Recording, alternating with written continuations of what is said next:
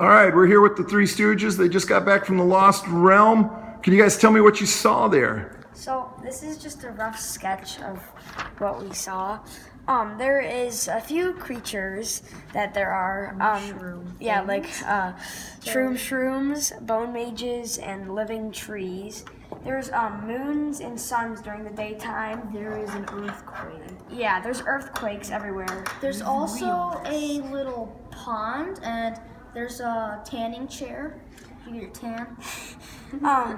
And there's one bone mage in every realm, and the shrooms have arms that are like roots, and all of them have feelings. Would you recommend people visiting the Lost Realm, or should they stay away?